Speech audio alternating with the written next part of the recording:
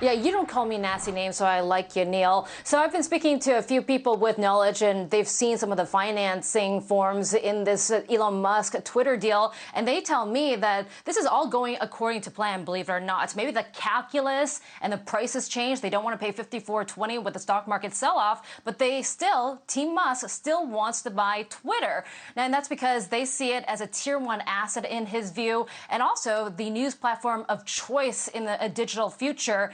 Now, also, you've talked about some of the bots and the spam accounts, and also at an $8 billion revenue run rate each year. If you attach Elon Musk's name to Twitter, they think that property could easily increase from there, just with this influential man from South Africa, as you mentioned. But in that filing yesterday, you saw Team Musk wanting a protracted legal court case. So they're looking for a trial to start maybe in mid-February. Twitter wants something to start in mid-September because they argue that that deal with Elon Musk expires on October 24th. However, you have Musk's legal team saying that in any litigation, that deadline obviously extends. And by the way, they still have that valid debt financing that is valid until April of next year. But he still wants the property, believe it or not. A lot of people say that he might get it at a cheaper price, but it's going to be a long, ugly legal battle, Neil. You know what's interesting, and part of the legal strategy on the part of Twitter, Susan, is the way they are zeroing in on Musk's behavior in this battle. The infamous poop emoji and all of that other stuff. I mean, how much is that coming into play here?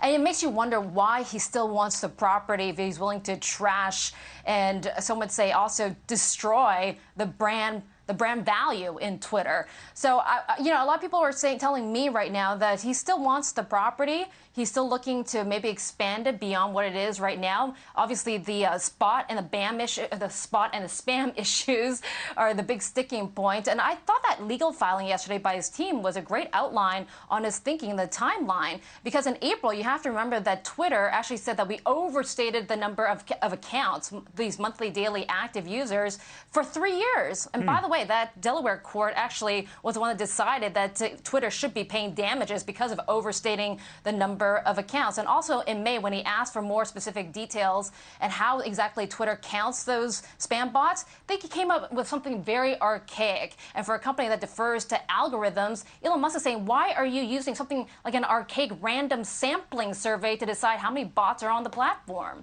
You know, I'm also curious about other stuff that Elon Musk has done since this time.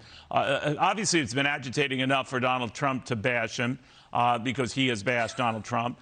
Now he, by extension, seems to be bashing Joe Biden because he's made a big issue of this age thing, that, we shouldn't have old guys running for president or being president. Obviously, older guys come back at him and say, who are you to talk? But what's going on with that? I mean, he obviously curries no favor with Donald Trump or Joe Biden. He has mentioned, Ron DeSantis, but do we know where his political preferences are? Also, I remember in 2020, his preferred choice for president was Andrew Yang, someone that knows technology, that's seen as a centrist, and now wants to start a third party. So for him, he says he's voted Democrat his entire adult life here in America. And now he's willing to go on the Republican side because he feels that this Biden White House has really ignored, and some would say largely insulted, the largest electric car seller in the world and deferring to union shops like General Motors and Ford instead.